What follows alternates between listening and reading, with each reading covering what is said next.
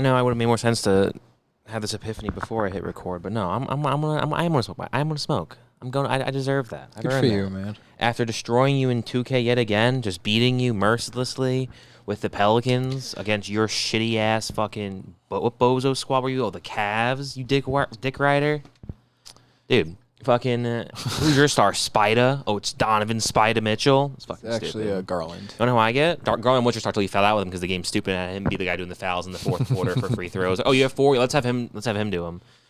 But I destroyed with the Zion and Brandon Ingram, both 31 points. That's fucking bananas, man.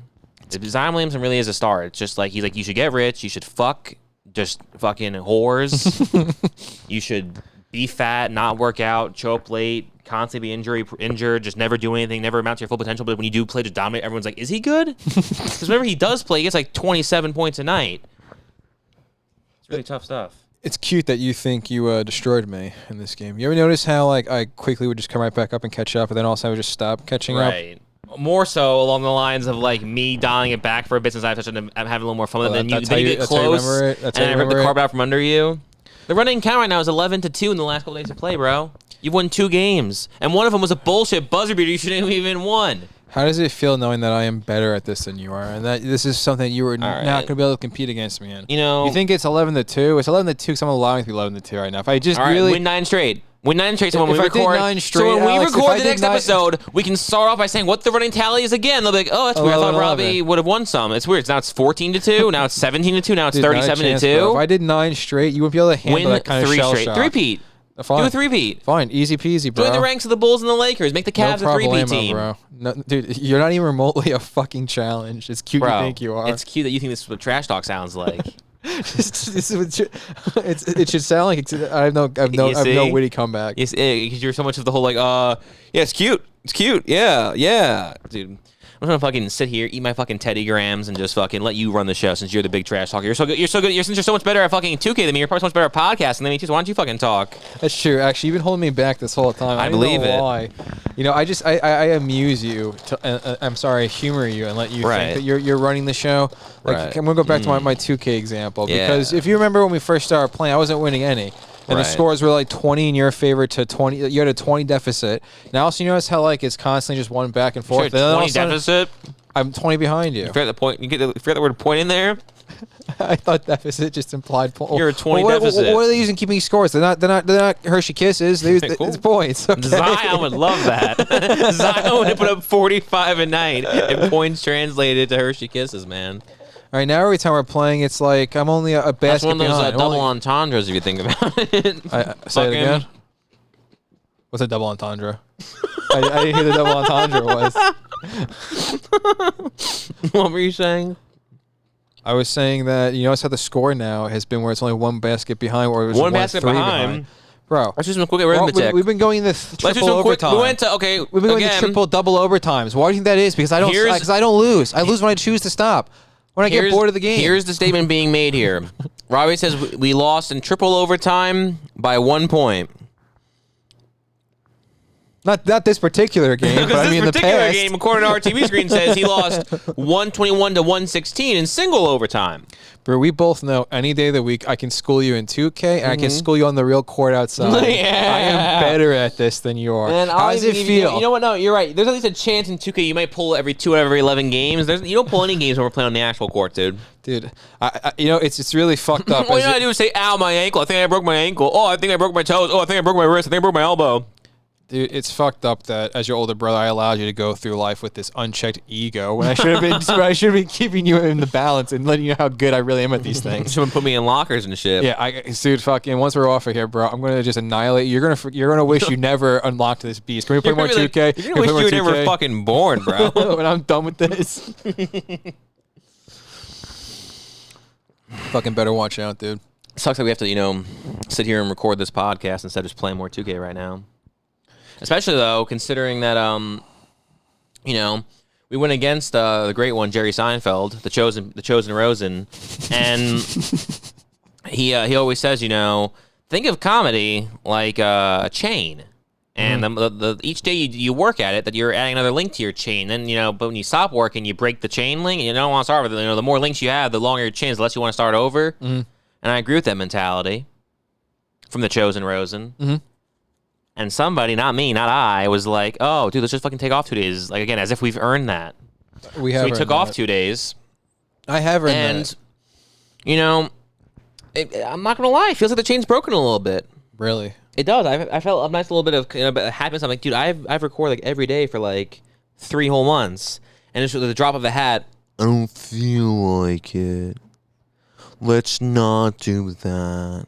We don't have to. I think if it was really that important, you would have made a bigger fuss. Yeah, and then just to save face, so he can save his own ass, the fragile little boy that he is. At 11:45 at night, the day of, where we have to upload today, or we missed a day. He's like, "You sure you don't want to record?" When there's 15 minutes to spare, so it's an impossibility for me to even say this. But he can justify in his head, being like, "I did suggest it again." Yeah, at least I did suggest it again. I didn't hear you saying anything, Mister. Oh, the chain's broken. No, the entire day I was like, we should record. We should not record. Alex, we should not record. You're like, Alex. We shouldn't record today. We deserve the break. We did deserve the break. Now I think we're fully charged. I feel better than before. The feng shui is here, as you pointed out. The feng shui. All's balanced now, the way it should have been. I needed that break off. It's July 5th. We did not record on July 3rd or July 4th.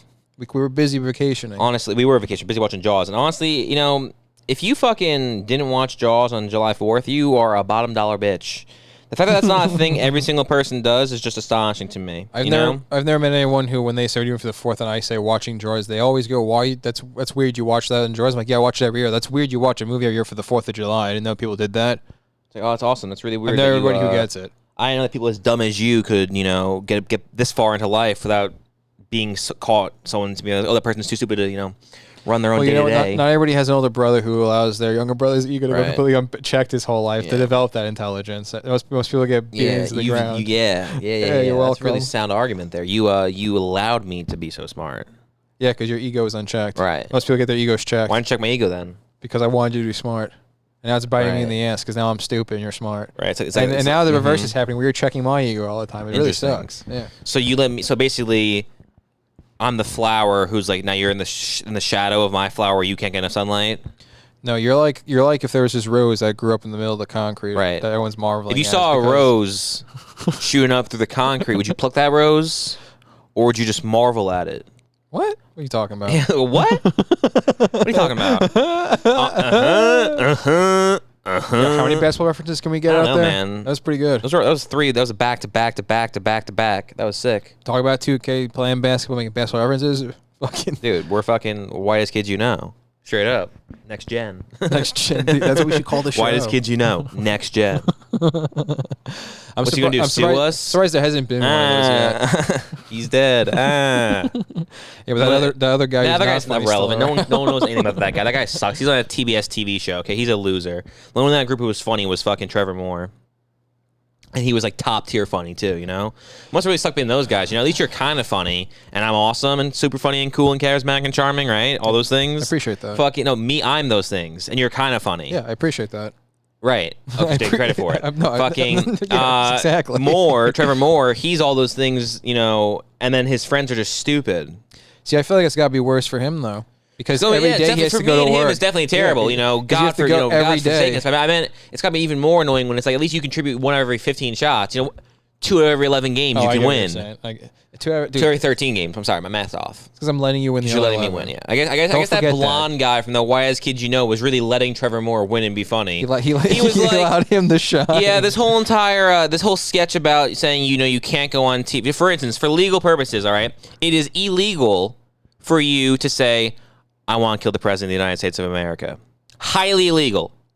Incredibly, disgustingly, absurdly illegal, right? Of course, it was okay for me to say that to you just now because I was saying it to you, you know, explaining to you what you can't say. That's perfectly fine. Okay? That was actually the blonde guy's idea. He's like, hey, let me just give you a lob over to Trevor so he can look funnier than he actually is. I'll allow him to be funnier. I'll uncheck his ego. And then the blonde guy selflessly gave it up. That blonde guy is the big bro that Trevor Moore needed. The show. That blonde guy, I can't think of one funny sketch he did in that entire show.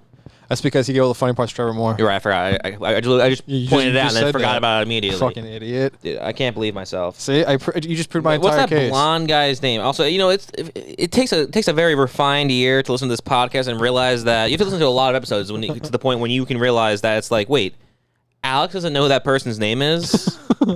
Yikes. That blonde guy, I think, was in a really... That's like the most biggest insult there can possibly be is me not saying your actual name.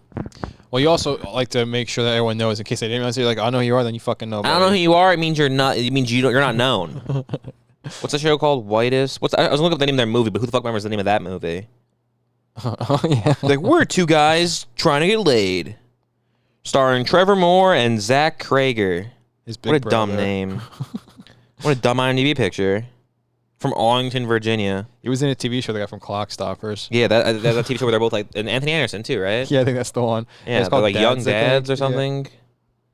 Let's see. It was called Guys with Kids. Yeah, I remember Trevor Moore getting a show 17 episodes, one Freeform. season. Damn. Created by Jimmy Fallon, starring Anthony Anderson, Jesse Bradford, and Zach Krager. And Jamie Lynn Sigler and Aaron Hayes. Damn, the ladies weren't too bad. Did Trevor Moore do any projects with yeah, Meadow Soprano? Single Vehicle Runoff, I think is what his biggest project was. What are we talking about, bro? What are we talking about? Jerry Seinfeld in Chains. Oh, yeah, that was the point. Whitest Kids You Know. Basketball. Next Gen. Basically. Oh, Whitest Kids You Know, Next Gen. I forgot. That makes sense. Yeah. Talk about Broken the Chain. Breaking the Chain, yeah. Jerry Seinfeld thing, Trevor Moore. Yeah, I thought the that point... guy's name I already forgot. Blonde Boy from Whitest Kids You Know. I thought the point of you bringing up the Unchained thing was to say that, like, the whole point of the work every day is to build the chain. The longer you build the chain, you don't want to let go. It's the chain's broke. But then the day you stop working, you fucked up the chain, and blah, blah, blah, to start over working again. Is that the point you're trying to get at? Because I don't think that's what's happened, is my point. I feel like you just said... I'm using this term very liberally, a sentence of words, right? And I heard each individual word, but I'm putting it on. I don't quite understand what the question was. Yeah, funny thing that happened when I started talking. I sound like a total moron. Yeah, it's weird. It's once I start talking, the thoughts don't sound as good as they did prior. Yeah, interesting. So, what were you trying to ask me? I was trying to ask you, was your point saying that by us skipping the 2 days of work, we fucked up our workflow? Right. Which I think I said again. Let's set this up again, all right? It's a Jerry Seinfeld thing, right? He's talking about working every single day, 3 pages this day, 3 pages the next day, 3 pages the next day, 3 pages the next day, always working. Every day you work, that's a link you add to your chain. You know, chain link? Yes. Like a link? Yes. In a chain? Yes. And what's a chain made up of? Chain links. Links, yes. Exactly. Yes. So the more days you do it in a row, that's another link you add. So it's like 1 day. Okay, I get this now. 5 days. 10 days. 50 days, 100 days. Well, I don't think we broke our chains, my point. 300. Well, by definition, we did, you see. Here's the crazy part. He said how you do it every single day, and then if you miss a day, that's the chain link's no longer there. So the next day you do it, you're back to only having 1 chain link. No, I disagree. I think we just put the chain down briefly. We just pick it back up and continue from the last link we were on. You're right. This was if we strip it down as being an analogy and look at it as just, black and white, yes. You're right. Maybe you could just continue the chain, okay? But let's just say, then we'll add another argument. He always says, the day you miss is when someone steals your chain. Okay, so now we don't have a chain. Now we're back at stage here. We're going to have to start a new chain, okay? That was between the lines. There's a whole other subplot. It's like the whole curiosity killed the cat, but satisfaction brought it back.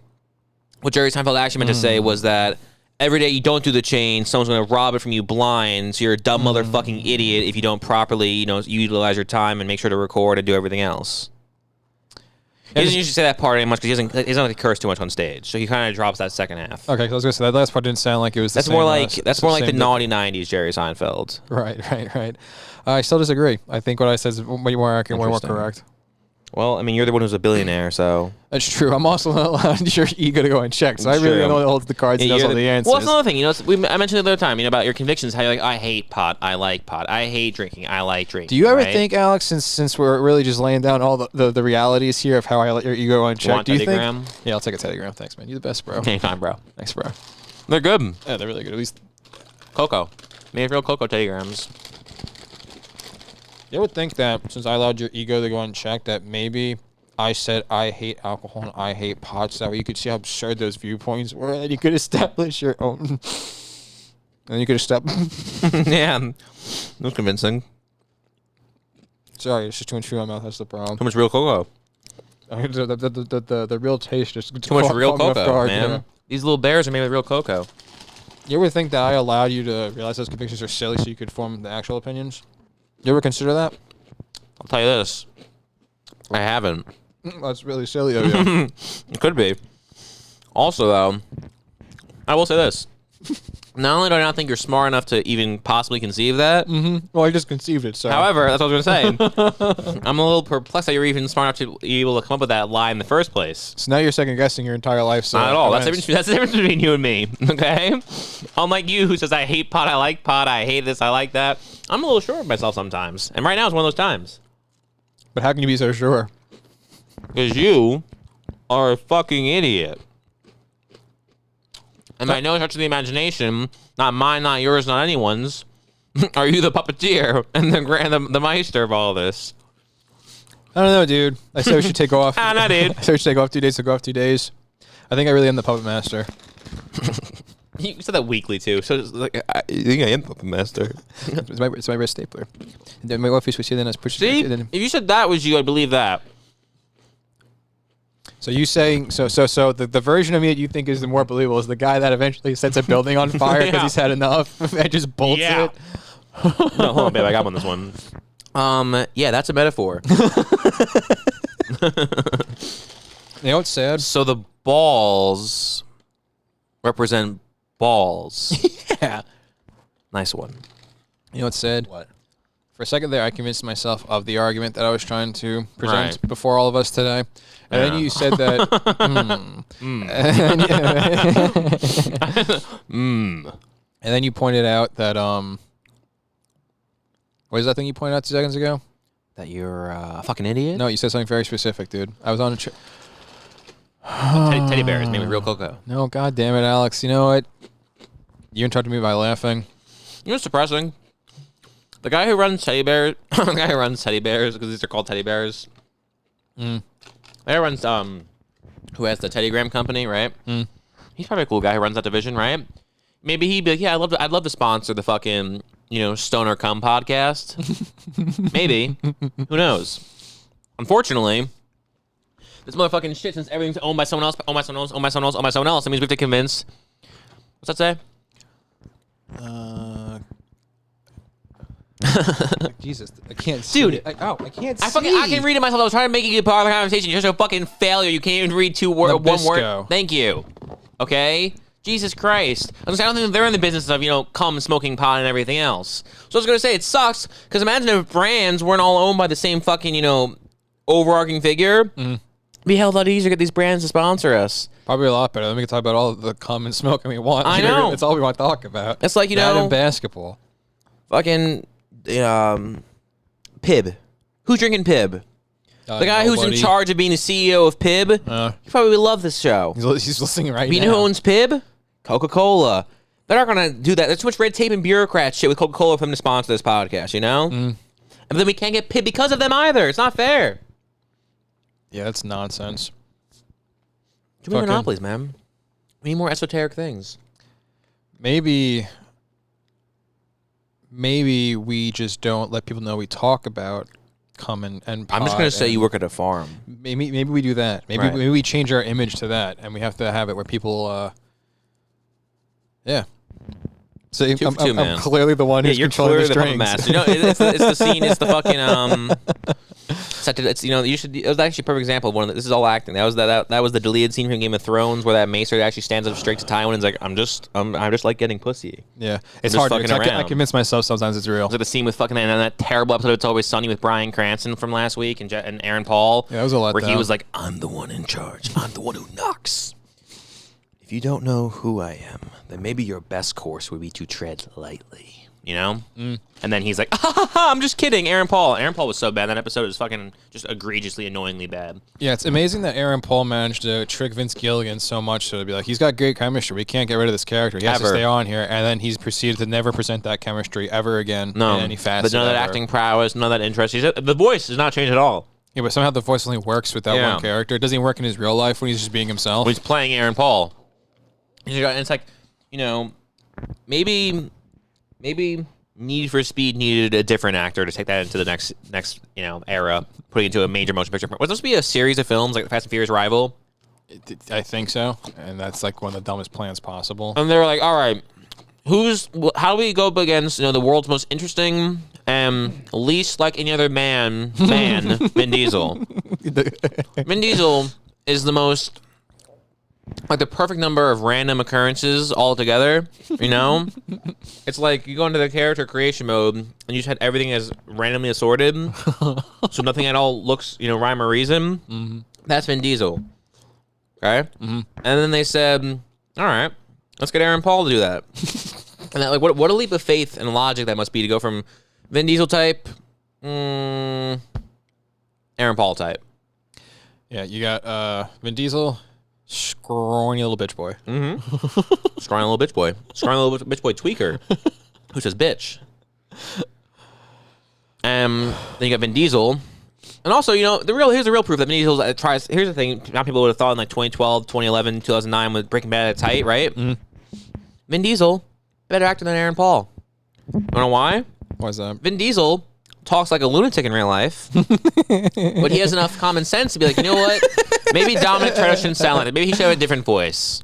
Aaron Paul has a stupid-ass voice and thinks every character should sound like Aaron Paul.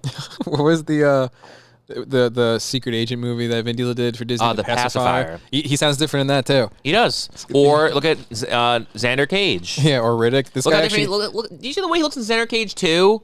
How different he looks and how different he sounds? No. That's crazy. He commits to that. It's Ice Cube, you fucking dumbass. Oh. God damn, I hate you. I was gonna leave the joke there. That's one of those things where it's like, oh, if you got it. And then I just look at your dumb fucking face staring at me like, huh?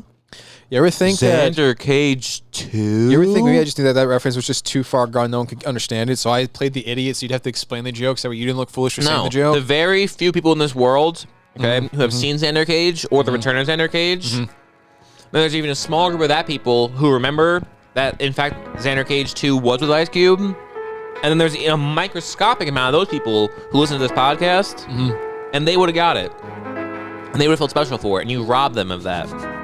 That's your contribution today. Fucking up 3 stories and ruining people's entire lives, Robbie. You know what, dude? To that, I say good. All right, that's all you got, Robbie. Fucking 2 wrong shoes and ugly fucking feet.